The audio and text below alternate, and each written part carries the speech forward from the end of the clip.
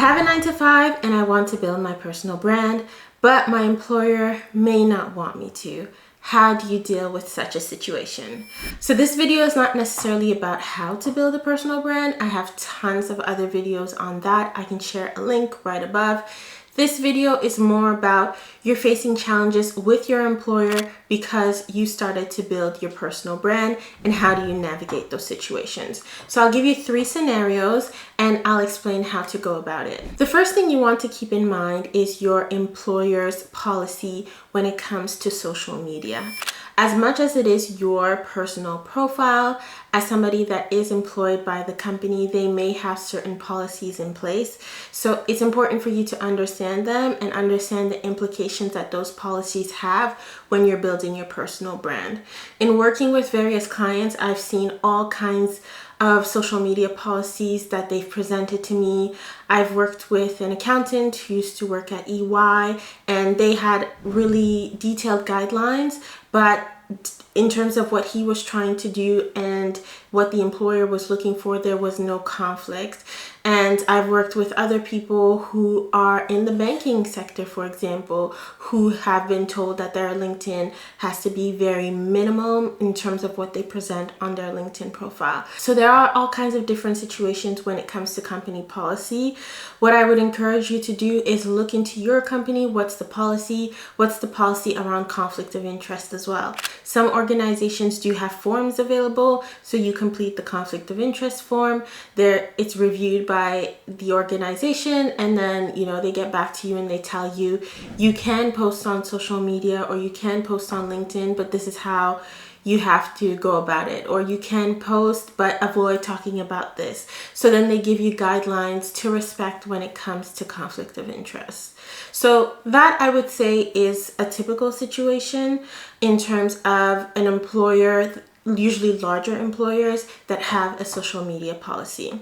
And I've come across situations where people are building their brand, they have a 9 to 5, and their employer doesn't care at all. Like, it's not even a concern to them, which is great. But sometimes your company may have a policy, so I always encourage you to do your due diligence, do your research, and make sure you're aware of what that policy is. The second scenario is that you've gone through the formal process, or maybe there isn't a process where you work, but your manager or the person you're reporting to is giving you trouble about your personal brand, or they're asking you questions, or they're making snarky comments.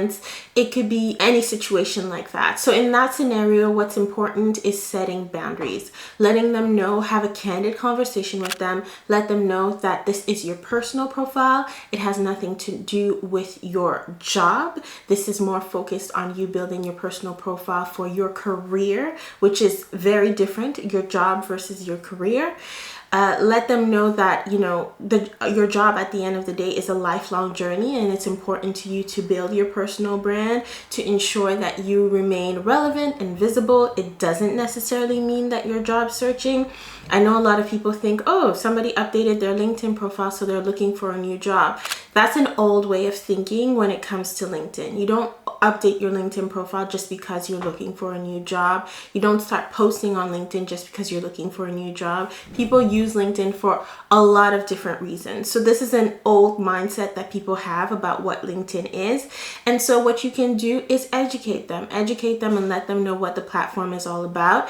There's a lot of people who are just there. They creep on social media, but they don't engage, they don't post, or they don't have a good understanding of what it is. So for people like that, you can educate them. There are also some people that I've realized over time, they are envious. They want to do what you're doing. They want to post content, but they're not there yet, and they don't have the courage to do so. So for such people, what I would say is, if you can educate them, you can choose to do so, but at some point you'll have to set a firm boundary. This can't be a conversation that's happening all the time.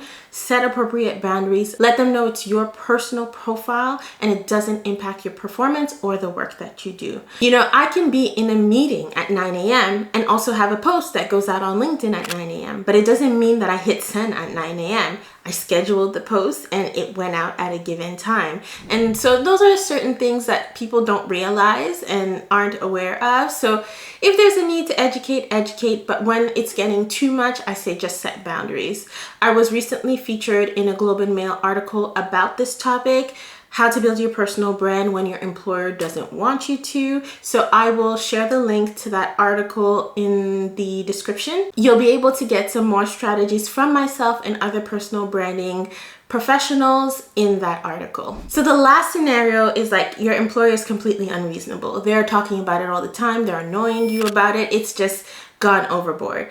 A situation like that, I would say a short-term solution is block them. Block your employer, block your colleagues, block anyone that you work with, and don't delete them. And this is a mistake that I've seen some people make. They're like, oh, I deleted them, they're gone. If they Google search you or they go on LinkedIn, they can still search you and find you. So don't delete them. So don't remove them as a connection, because you still exist to them on LinkedIn if you delete them. What you want to do is block them. That way you don't exist at all to them on LinkedIn.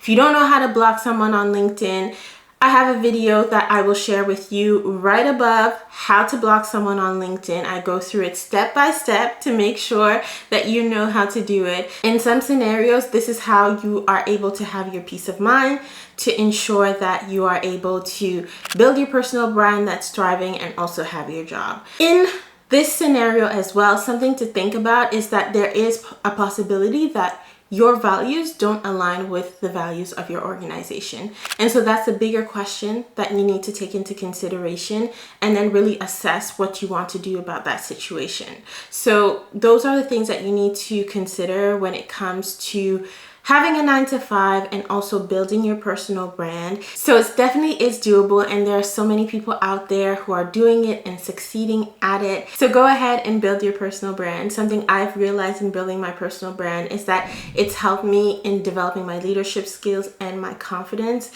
which are assets that I bring to my workplace as well. And so from an employer perspective, them being able to realize that you building your brand is actually beneficial to them, those are the kinds of employers that you want to work for. In addition to that, there are studies that have been done by LinkedIn and other organizations that demonstrate that for hiring purposes, when an employee builds their personal brand and does post maybe about the company or refers to a job posting that the company has, it has a lot more reach than if the company is doing it on their page. So there's definitely a lot of value of letting your employees build their personal brand. So I say go ahead and build that brand, and you'll see that it will be extremely beneficial to your career and your growth. As I was saying, I have another video that helps you to build your personal brand.